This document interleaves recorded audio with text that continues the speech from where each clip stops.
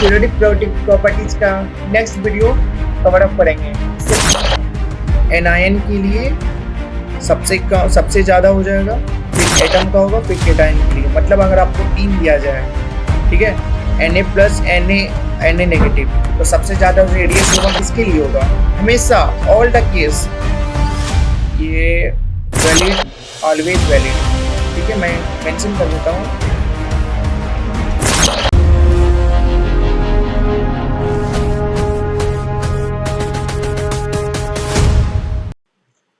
Hello students, welcome to our YouTube channel Warriors Educate. मैं हूं आपका केमिस्ट्री फैकल्टी समीर आनंद। आज हम लोग पीरियोडिक प्रॉपर्टीज का नेक्स्ट वीडियो कवर अप करेंगे। इससे पहले मैंने एक वीडियो बनाई थी जिसमें हम लोग mainly periodic table, modern periodic table, S block, P block, D and F block तक डिस्कस किया था। आज उसके नेक्स्ट पार्ट का डिस्कशन होगा। तो स्टूडेंट्स, अगर आपको अभी तक में कोई भी प्रॉब्लम आया हो तो आप हमारे टेलीग्राम चैनल को ज्वाइन कर सकते हैं और उसमें अपना डाउट शेयर कर सकते हैं, जिसका लिंक हम डिस्क्रिप्शन में दे दे रहे हैं। तो स्टूडेंट्स, सबसे पहले इसमें आ रहा है आज का टॉपिक का जो पार्ट होगा, इफेक्टिव न्यूक्लियर चार्ज, जिसमें होता है जेड इफेक्ट। तो इफेक्टिव न्यूक्लियर चार्ज होता क्या है, चलिए उसको देखते हैं। जो हमारा न्यूक्लियस होता है,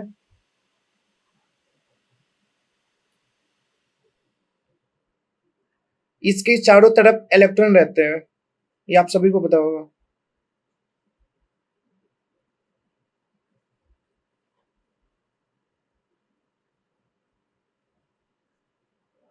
ठीक है, ये हमारा आउटर मोस्ट इलेक्ट्रॉन हो गया।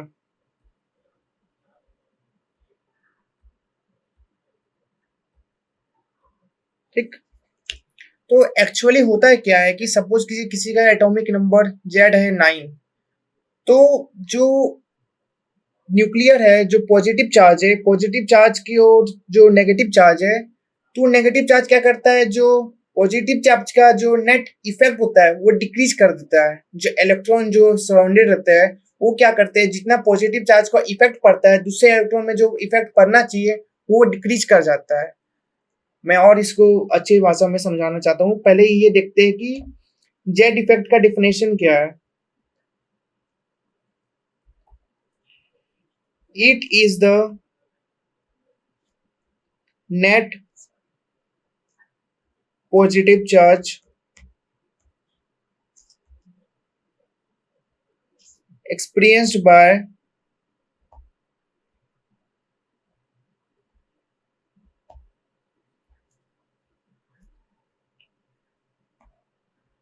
an electron in an atom।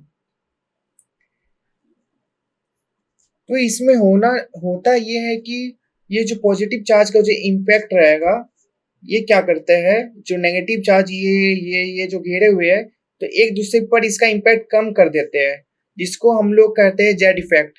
Z effect में होता है कि इसमें स्क्रीनिंग कांस्टेंट एक टर्म होता है,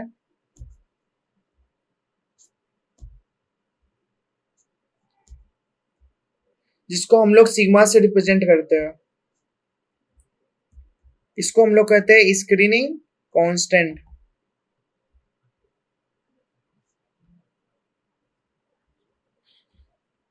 ठीक है, ये हो गया हमारा शिल्ड।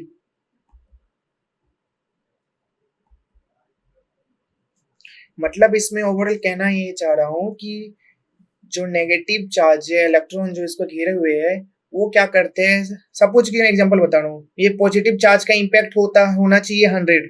अगर ये पॉजिटिव चार्ज यहाँ रहता, इसके पास में सिर्फ एक इलेक्ट्रॉन रहता, अगर इसका 100 रहता इफेक्ट, तो ये नेगेटिव चार्ज वालों को कितना परसेंट चाहिए था, 100% पूरा पूरी उसमें अट्रैक्टिव फोर्स लगाता। ठीक है, अगर लेकिन और एक हम इलेक्ट्रॉन एड ऑन कर देते हैं, तो अब जो इसके ऊपर इफेक्ट आएगा वो 100 नहीं आएगा, कुछ कम होगा। क्यों कम होगा, जो ये फर्स्ट वाले जो नेगेटिव चार्ज इलेक्ट्रॉन है, ये क्या करते हैं, कुछ कम हो जाएगा। सपोज कि इसके ऊपर अब जो सेकंड वाले में जो इफेक्ट होना चाहिए वो 95 होगा, पूरा पूरी 100% अट्रैक्टिव फोर्स से वो अट्रैक्ट नहीं कर पाएगा। तो इसी तरह अगर बहुत सारे इलेक्ट्रॉन रहेंगे तो ऑब्वियसली है जो 100% रहना चाहिए उसका 95, 80, 70% तो कुछ रिड्यूस हो जाता है। तो ओवरऑल क्या होता है कि जो इफेक्ट जेड इफेक्टिव रहता है वो डिक्रीज हो जाता है, जो एटॉमिक नंबर सॉरी जो एट्रैक्टिव फोर्स होता है वो क्या होता है, डिक्रीज कर जाता है, जिसके कारण हम लोग को एक नया टॉपिक पढ़ना पड़ा, effective nuclear charge. Charge decrease हो जाता है, तो डिक्रीज करता है, तो इसमें एक टर्म होता है सिग्मा। सिग्मा क्या होता है, स्क्रीन कांस्टेंट। अलग अलग ऑर्बिटल के लिए अलग अलग सिग्मा का वैल्यू होता है। तो सबसे जिसको हम लोग शील्डिंग इफेक्ट कहते हैं या स्क्रीनिंग इफेक्ट कहते हैं, तो सिग्मा का जो सबसे ज्यादा जो इफेक्ट होता है सिग्मा का वो एस एंड पी में होता है, एंड डी एफ में बहुत ही पुअर शील्डिंग होता है। सिग्मा का जो वैल्यू होता है सबसे ज्यादा होता है एस एन पी ओ वाले के लिए। डी एन एफ के लिए सिग्मा का वैल्यू बहुत कम होता है, मतलब इसका जो बहुत ही पुअर शेल्डर की तरह यूज होता है, मतलब बहुत ही कम होगा। ओवरऑल जेड इफेक्ट उतना डिक्रीज नहीं होगा अगर डी ऑर्बिटल और एफ ऑर्बिटल में इलेक्ट्रॉन जा रहा है तो। ठीक है, मैं आपको इसमें और एक चीज ऐड ऑन कर देना चाह रहा हूं कि लेफ्ट से अगर हम राइट जाते हैं, एक मिनट, अगर हम लोग लेफ्ट से राइट मूव करते हैं, ठीक है, तो जेड इफेक्टिव क्या होता है, इंक्रीज करता है। मतलब अगर मॉडर्न पीरियोडिक टेबल में अगर हम लोग लेफ्ट टू राइट जाते हैं across the periods, then Z effective increase करता है। और जेड इफेक्टिव हम लोग क्यों पढ़े, क्योंकि आने मैं बाद में बताऊंगा कि इसका लेंटेनाइट कंडक्शन और इसका एटॉमिक रेडियस में बहुत इंपैक्ट पड़ता है। जेड इफेक्टिव के कारण चेंज हो जाता है वैल्यू। ठीक है, मैं आगे बताऊंगा, अच्छा से एक्सप्लेन करूंगा। ठीक है, जो नेक्स्ट पार्ट है वो एटॉमिक रेडियस। एटॉमिक रेडियस क्या होता है, it is the radius sorry it is the average of distance between nucleus of two atom. आपका एनसीईआरटी में ये गिवन है। तो एटॉमिक रेडियस बेसिकली तीन टाइप का होता है, मैं लिख देता हूं। एटॉमिक रेडियस तीन टाइप का होता है।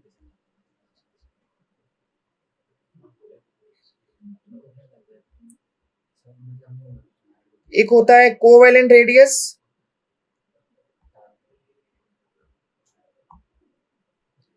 दूसरा होता है मेटालिक रेडियस,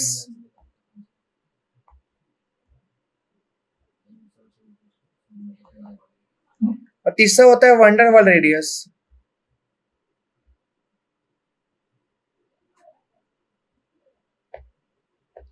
ठीक है, और एटॉमिक रेडियस का भी हम डेफिनेशन लिख देते हैं, distance from centre of an atoms molecule to the outermost electron cells। ठीक है, अब हम लोग एक एक करके डिस्कस करेंगे कि कोवेलेंट रेडियस क्या होता है, मेटालिक रेडियस क्या होता है, वंडरवाल रेडियस होता क्या है। ठीक है, तो सबसे पहला जो भी पार्ट आ रहा है हम लोग का कोवेलेंट रेडियस। कोवेलेंट रेडियस होता क्या है, ये वैसे मॉलिक्यूल के लिए होता है जो कोवेलेंट बॉन्ड फॉर्म करते हैं। आप लोग 9-10 में पढ़े होंगे कि जैसे H2 हो गया, Cl2 हो गया, एक H का एटम आपस में ज्वाइन करके H2 मॉलिक्यूल फॉर्म करते हैं। सिमिलर केस क्लोरीन के लिए है, एक क्लोरीन का मॉलिक्यूल दूसरे क्लोरीन के साथ अटैच करके कोवेलेंट फॉर्म करते हैं जो Cl2 मॉलिक्यूल बनते हैं। जितना भी आपका हेलोजन वाला जो है ना ग्रुप, आपका क्लोरीन, ब्रोमीन, आयोडीन, इस टाइप का जो भी एलिमेंट है वो आपका कोवेलेंट बॉन्ड फॉर्म करते हैं, और उनके लिए कोवेलेंट रेडियस होता है। एंड कोवेलेंट रेडियस का डेफिनेशन आपका ये रहा, distance between the centre of covalently bonded atom divided by 2। मतलब जितना भी उसका कोवेलेंट एटम उसको अगर 2 से डिवाइड कर देते हैं तो उसको कोवेलेंट रेडियस हम लोग आसानी से निकाल सकते हैं। देखिए जैसे ये एक एटम रहा, ये एक एटम रहा, ठीक है, ये इसका न्यूक्लियस हुआ, ये इसका न्यूक्लियस हुआ। ठीक है, इस न्यूक्लियस का सपोज कीजिए डिस्टेंस डी रहा, तो हम लोग कोवेलेंट रेडियस निकालने के लिए जो डी डिस्टेंस है इसको 2 से डिवाइड कर देते हैं। समझ आ गया होगा आप लोगों को, क्लियर अच्छा से। देखिए अब हम लोग नेक्स्ट पार्ट जा रहे हैं जिसका नाम है मेटालिक रेडियस। ठीक, मेटालिक रेडियस होता है जिसमें मेटल बॉन्डिंग होता है, ठीक है।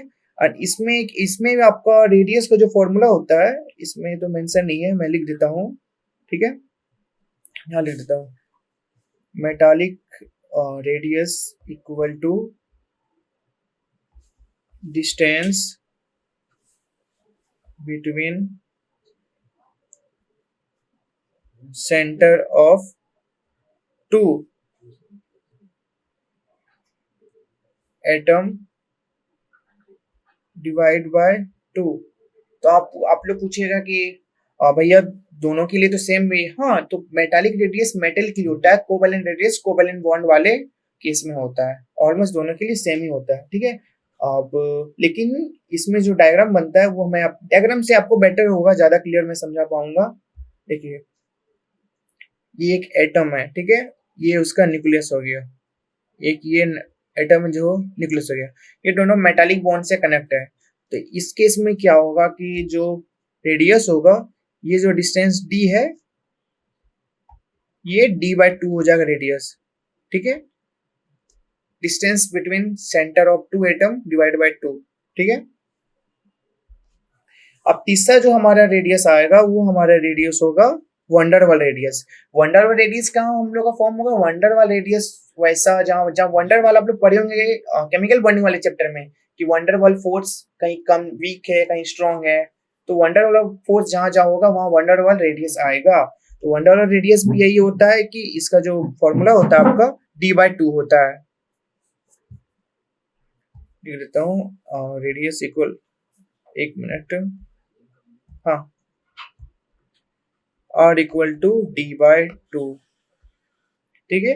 ये एक एटम है, एटम वन, ये है एटम टू, ठीक है। बस आप लोग को ये कॉन्सेप्ट को एक माइंड में रखना, अगर यहाँ से क्वेश्चन आ जाए तो आप लोग घबराए ना और कंफ्यूज ना हो, ठीक है। इसी टाइप का एक और रेडियस होता है आयोनिक रेडियस, जो बेसिकली आयन के लिए होता है। मैं थोड़ा सा पॉइंट बता दूं इसका। और एक रेडियस होता है जिसको आयोनिक रेडियस कहते हैं, जो आयंस के लिए होता है, ठीक है।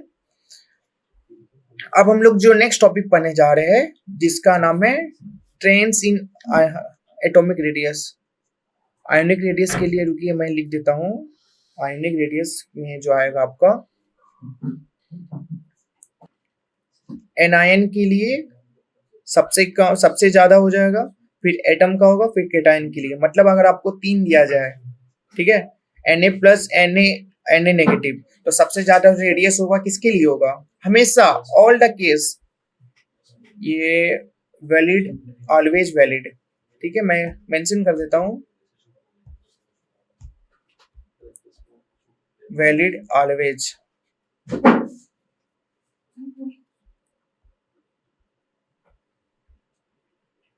ठीक है। तो यहाँ पे क्या होगा, जो हमारा एनायन जो होगा, ऑब्वियसली एनायन में क्या होता है, एक इलेक्ट्रॉन एड ऑन हो जाता है, तो सेल बढ़ गया, इलेक्ट्रॉन एड ऑन हुआ, उसका रेडियस थोड़ा सा बढ़ गया। एटम में normal neutron electron, number of electron equal to number of proton. Cation क्या होता है, एक प्रोटॉन लूज करता है, उसका रेडियस थोड़ा डिक्रीज हो जाता है। तो केटायन का सबसे कम, फिर एटम का, फिर एनायन का। यहाँ तक क्लियर है आप लोग को, ठीक है। तो आइए हम लोग स्टूडेंट नेक्स्ट टॉपिक जो हमारा trends in atomic radius. Atomic radius अलग अलग ब्लॉक एलिमेंट के लिए इंक्रीज करेगा डिक्रीज करेगा, किस ट्रेंड से इंक्रीज करता है या डिक्रीज करता है हम लोग देखते हैं। जनरली होता क्या है कि जब हम लोग पीरियोडिक टेबल में राइट से लेफ्ट की ओर जाते हैं तो एटॉमिक रेडियस बढ़ता है, एंड जब हम लोग टॉप से बॉटम आते हैं तो इस टाइम पे भी आपका एटॉमिक रेडियस, एक मिनट में लिख देता हूँ, एटॉमिक रेडियस बढ़ता है। इस टाइम में क्या होगा, एटॉमिक रेडियस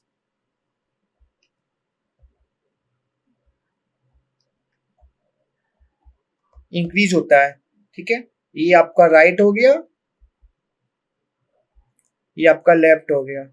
जब हम लोग राइट से लेफ्ट की ओर आते हैं तो एटॉमिक रेडियस इंक्रीज होता है, जब हम लोग टॉप से बॉटम की ओर आते हैं,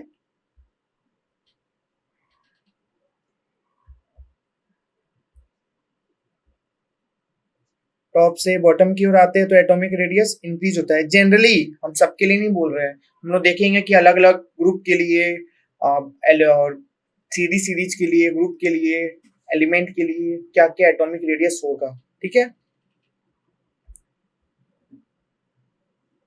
तो स्टूडेंट हम लोग देखते हैं, आइए चलते हैं ट्रेंड्स इन एटॉमिक रेडियस। सबसे पहला ग्रुप है ग्रुप 1 इन ग्रुप 2।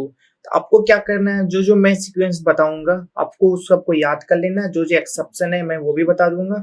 अब बस यही से अगर क्वेश्चन यहाँ से आता है तो आपका एक भी क्वेश्चन छूटेगा नहीं। मैं जितना बताने जा रहा हूँ उतना एनफ है आपके लिए, आप उसी को देख के जाइएगा, ठीक है।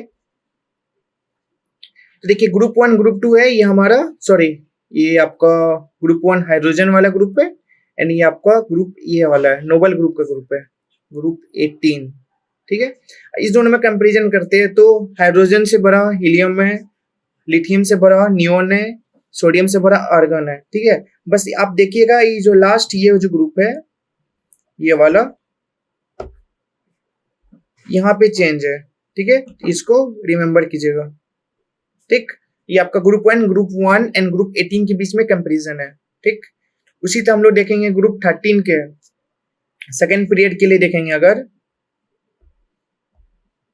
सेकेंड पीरियड के लिए देखेंगे तो सेकेंड पीरियड में हमारा क्या आता है, लिथियम ये वाला, रुकिए एक मिनट, हाँ। तो हम लोग देखेंगे अभी सेकेंड पीरियड के लिए, दैट इज ग्रुप 13 के लिए, सॉरी ग्रुप 13 के लिए हम लोग देखेंगे जिसका जो एटॉमिक रेडियस का जो ट्रेंड है इस तरीके से, barium, aluminium, gallium, indium, chlorine. आप लोग देख रहे होंगे यहाँ पे कि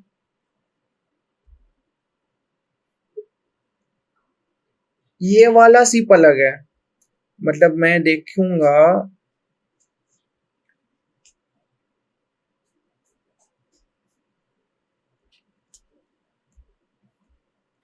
होना चाहिए था ऐसा, लेकिन यहाँ पे एक ट्विस्ट होता है कि ये वाला आपका चेंज हो जाता है ग्रुप 13 के लिए। यहाँ पर क्या होता है, इसके जगह आपको करना है एल्यूमिनियम बड़ा होता है गैलियम से, बाकी बात ये आपका सेम रहेगा, ठीक है। उसी तरह आपका ग्रुप 14 के लिए एक चेंज होता है, ग्रुप 14 के लिए होना चाहिए था क्या, आपका लिख देता हूँ, ग्रुप 14 के लिए होना चाहिए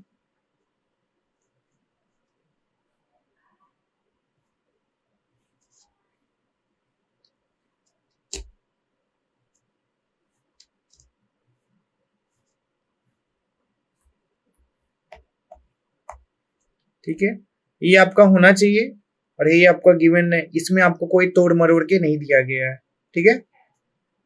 ग्रुप 15 में क्या है, ग्रुप 15 के लिए आपको नॉर्मल वैसे ही याद रखना है जैसा आपको दिया गया है, नेपाल सॉरी नाइट्रोजन, फास्फोरस, एस्टेनियम, ठीक है, SbN Bi बिस्मथ, ठीक है। इसका भी आपको ट्रेंड ऐसा ही है।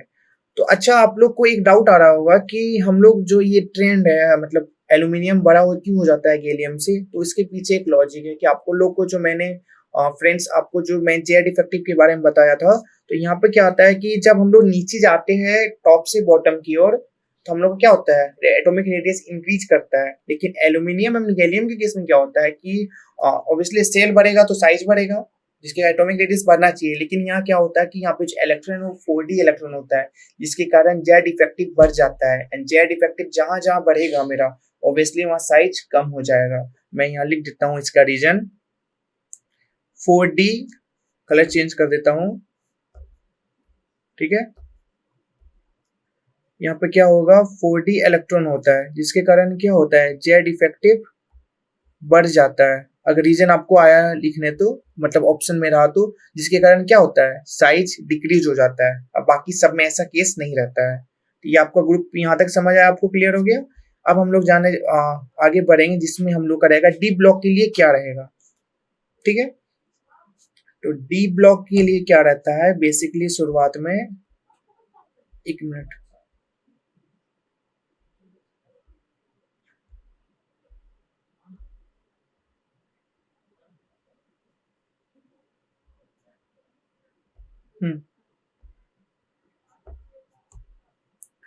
डी ब्लॉक में क्या होता है एक्चुअली कि इसका जो सही ट्रेंड है मैं लिख देता हूं पहले, स्कैंडियम, टाइटेनियम, वेनेडियम,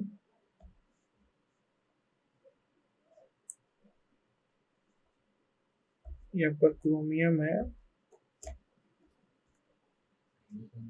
में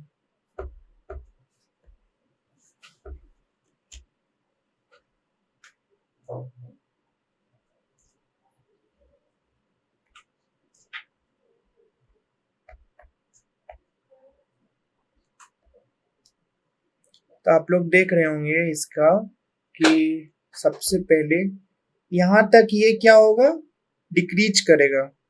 यहाँ तक क्या होगा, डिक्रीज करेगा। डिक्रीज करने का रीजन क्या है कि यहाँ पे जो जेड इफेक्ट है, यहाँ तक जो है जेड इफेक्टिव बढ़ जाता है, जिसके कारण साइज डिक्रीज हो जाता है। जेड इफेक्टिव यहाँ पे लगता है, जिसके कारण साइज डिक्रीज कर जाता है। ठीक, यहाँ तक, यहाँ तक ठीक। बाकी बात जो है आपका एफ ई वाला है, ठीक, इसको अलग पेन से हाईलाइट कर देता हूँ। ये जो एफ है, F E cobalt and nickel, यहाँ तक आपका क्या रहता है, ऑलमोस्ट सिमिलर रहता है, ऑलमोस्ट कांस्टेंट रहता है यहाँ रेडियस। फिर आपका nitrogen, sorry, nickel, copper and zinc, यहाँ पर क्या होता है, आपका रेडियस इंक्रीज कर जाता है। रेडियस इंक्रीज करने का रीजन ऑब्वियसली यहाँ पे आप अनपेयर्ड इलेक्ट्रॉन, यहाँ पे रीजन ये होगा कि number of unpaired electron increase कर जाता है, जिसके कारण यहाँ पे ओवरऑल जो साइज है वो इंक्रीज कर जाता है। तो बेसिकली मोटा मोटी आप लोगों को बात ये याद रखना है कि डी ब्लॉक के लिए जो हम लोग 3D सीरीज के लिए स्कैंडियम से जिंक के लिए पहले साइज डिक्रीज करता है क्योंकि जेड इफेक्टिव बढ़ जाता है। फिर आपका साइज जो है कांस्टेंट रहता है। फिर आपका अनपेयर्ड इलेक्ट्रॉन बनने के कारण साइज इंक्रीज हो जाता है। बस आप लोग को इतना ही याद रखना है। अगर यहाँ से कोई भी आपको क्वेश्चन आए तो आपको यही करना है। तो स्टूडेंट अब हम लोग देखने जाएंगे 3D 4D and 5D series में एटॉमिक रेडियस का ट्रेंड।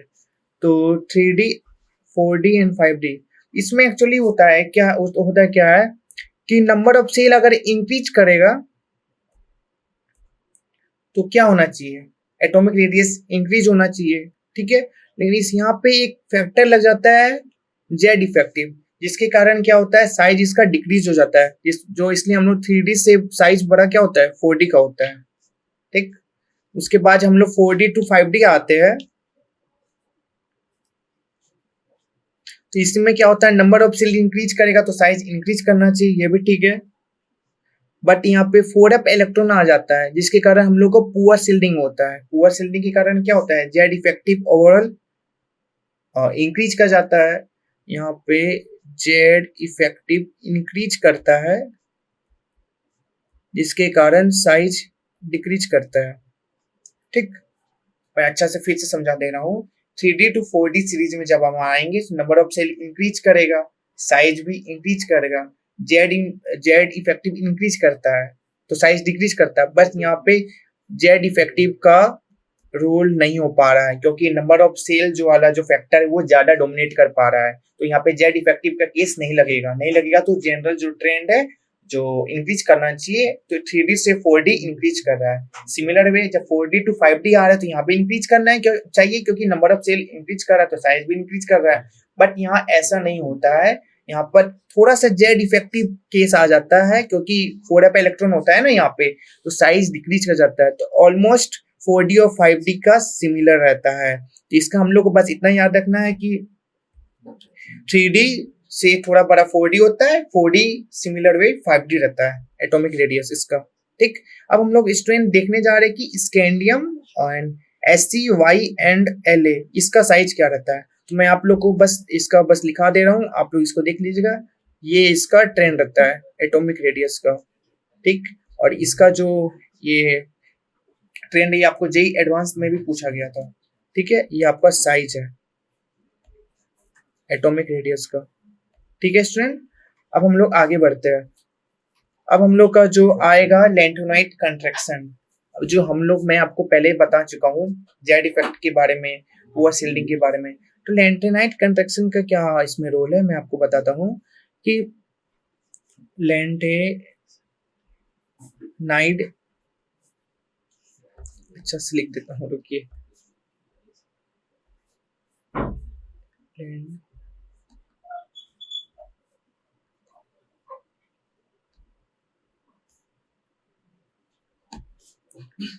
since of poor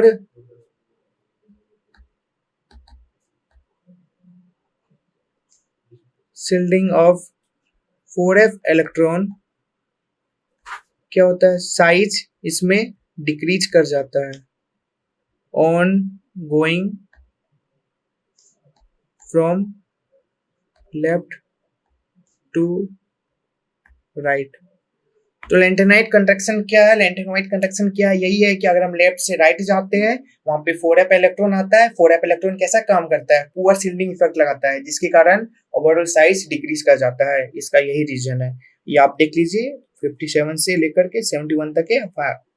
आप बाकी बात इसको देख करके समझ लीजिएगा, ठीक है। इसी तरह हम लोग का आता है एक एक्टिनोइड कंट्रैक्शन। एक्टिनाइट कंट्रैक्शन भी सेम सिमिलर इसी टाइप का होता है। मैं लिख देता हूं,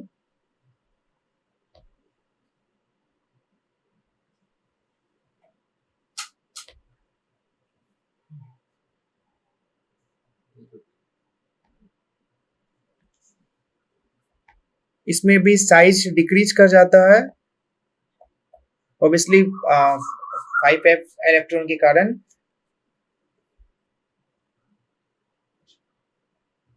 since of poor shielding effect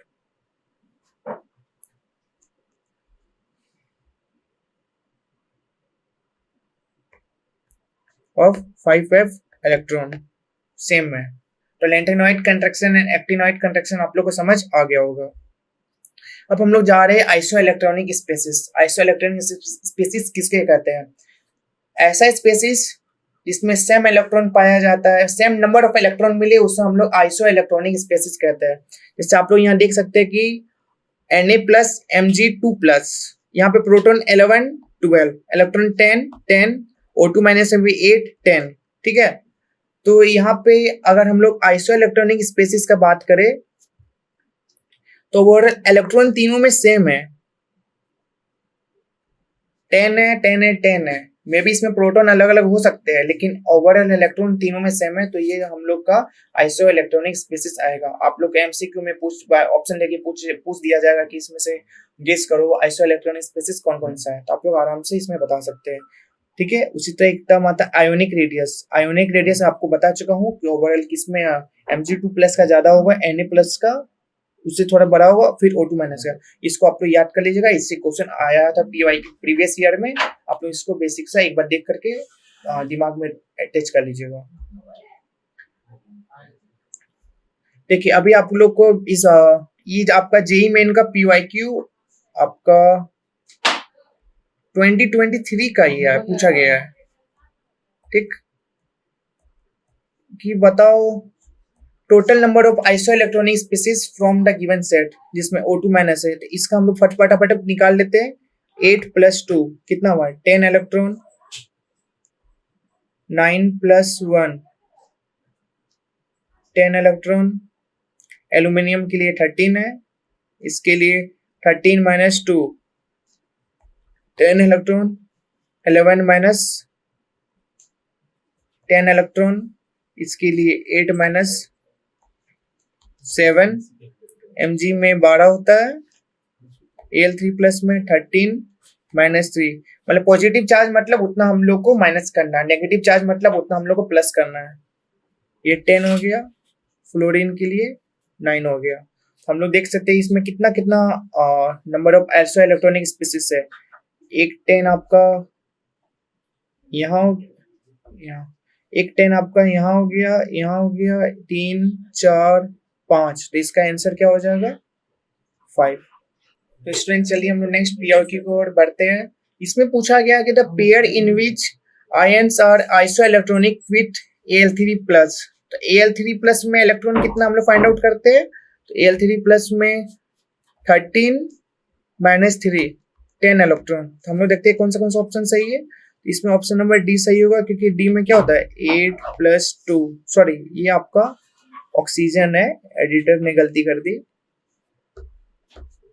ये आपका एक मिनट, ये आपका ऑक्सीजन है। तो O2 माइनस में 8 + 2 8 10 इलेक्ट्रॉन हो गए Mg2+ में।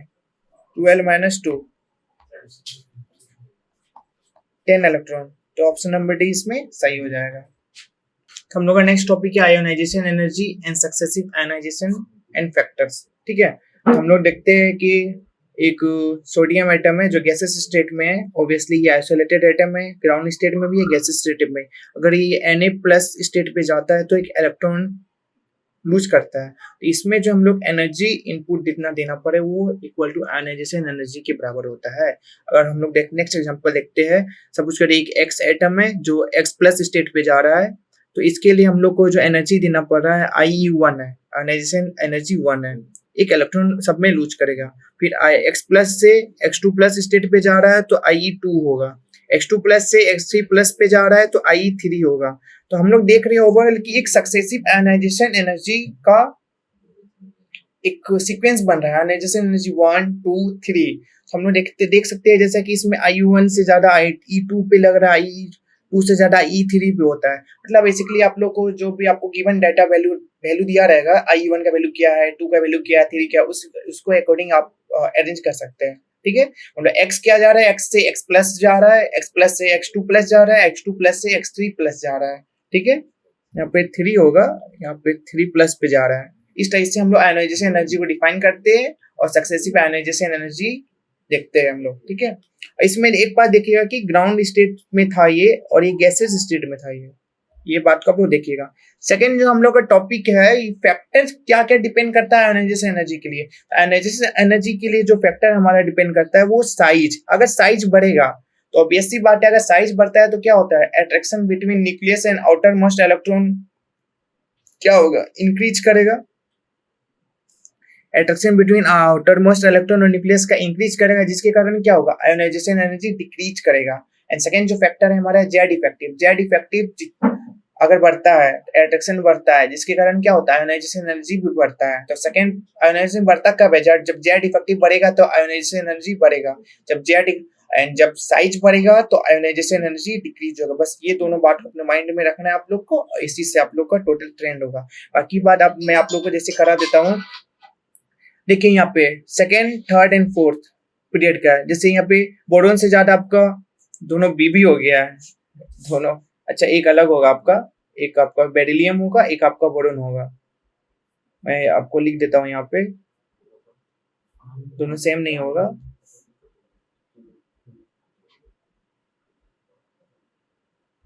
आपका एक बोरोन होगा, यहाँ पे देखिए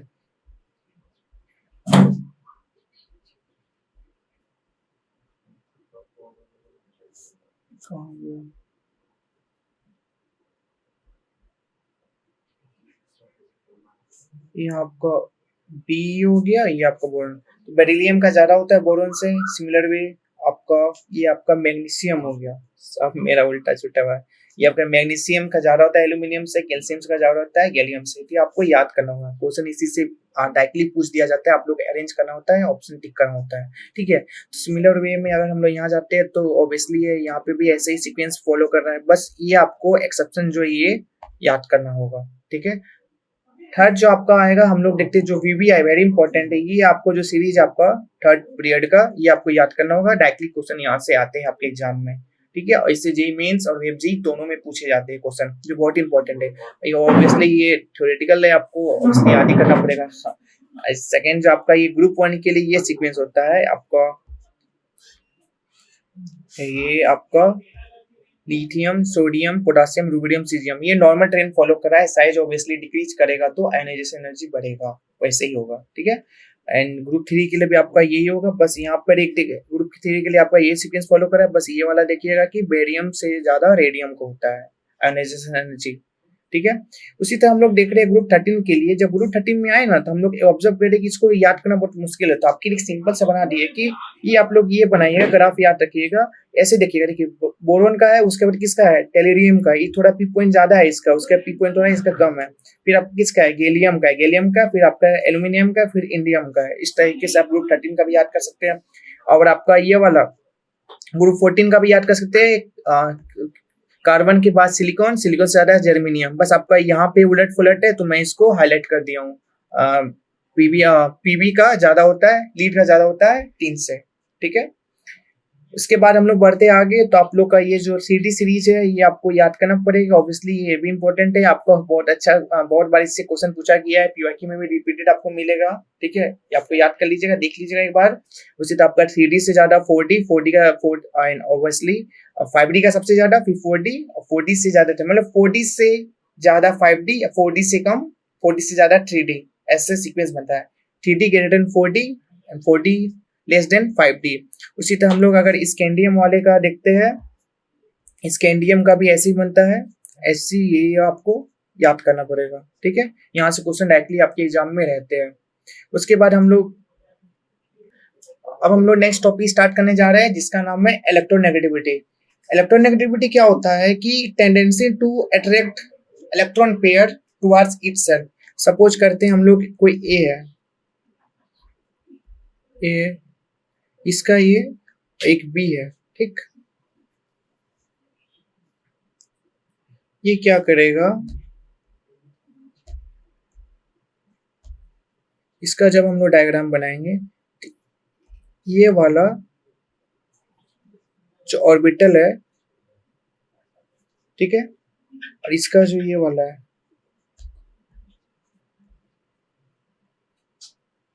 इसका कुछ इलेक्ट्रॉन रहेगा, इसका कुछ इलेक्ट्रॉन रहेगा। क्योंकि इलेक्ट्रोनेगेटिविटी क्या होता है, जहां पे इलेक्ट्रोनेगेटिविटी का डिफरेंस होता है, एक एटम दूसरे एटम का जो इलेक्ट्रॉन है अपनी तरफ अट्रैक्ट करता है, खींचता है। तो नॉर्मली अगर ए है तो दोनों का इलेक्ट्रॉन बीच में, अगर कोवैलेंट बॉन्ड है तो दोनों का इलेक्ट्रॉन बीच में रहना चाहिए। लेकिन जहां इलेक्ट्रोनेगेटिविटी डिफरेंस हो जाता है तो ये शिफ्ट हो जाता है। ये जो इलेक्ट्रॉन है किसी एक साइड, अगर ए ज्यादा, अगर यहाँ पे सपोज करते हैं कि ए ज्यादा इलेक्ट्रोनेगेटिविटी है, ज्यादा इलेक्ट्रोनेगेटिविटी ए है, तो ए क्या करेगा, बी का इलेक्ट्रॉन अपनी ओर खींचेगा, अपनी ओर खींचेगा। ठीक है, इसका डेफिनेशन एक्चुअली होता क्या है, tendency to attract the shared pair of electron towards itself. ठीक है, टेंडेंसी होता है जो इलेक्ट्रॉन को अपनी ओर खींचेगा। ठीक है, अब मैं कुछ बना दे रहा हूँ, आप लोग को बस इतना ही याद रखना है इलेक्ट्रोनेगेटिविटी के लिए। अगर कोई भी इलेक्ट्रोनेगेटिविटी टॉपिक से क्वेश्चन आएगा तो बस यहीं से, अगर आप लोग को ये अच्छा से याद हो गया, फिर आप लोगों को टेंशन होने वाली बात नहीं है। Group number 13, group number 14, group number 15, group number 16। ठीक, इसमें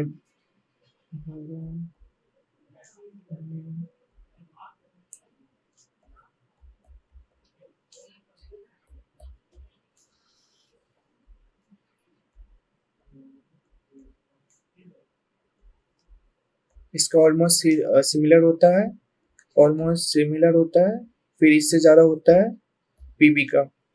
फिर जब ग्रुप नंबर 15 की ओर आते हैं तो नाइट्रोजन से ज्यादा phosphorus,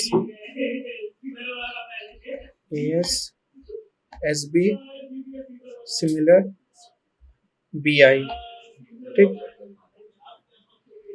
O S C T O. ठीक,